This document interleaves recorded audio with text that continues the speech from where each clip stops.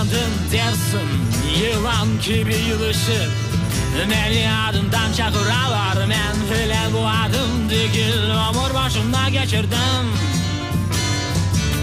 Ömür bile çalışıp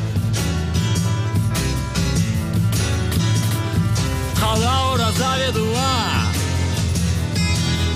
başka şey değil.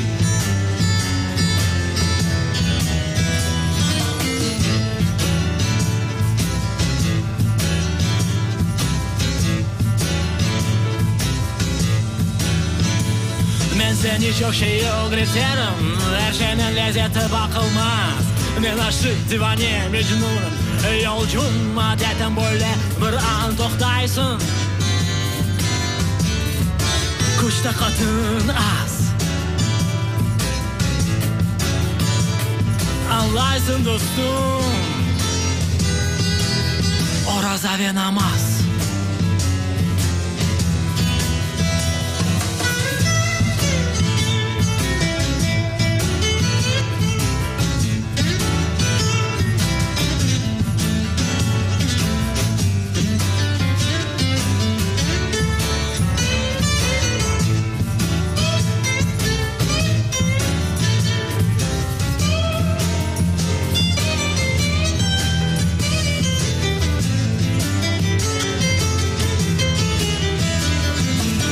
İnsanlar ötkeler dünyanın her tarafından.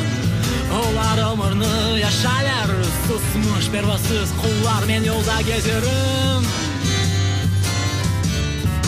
bir insan dünyada. Hepimizge gerek oraza ve dua. Bugün uyandım dersin, yılan gibi yılışıp beni adımdan çakıralar. Men bile bu adım değil, ömür başımda geçirdim. Ömür bile çalışıp kala oraza ve dua, başka şey değil.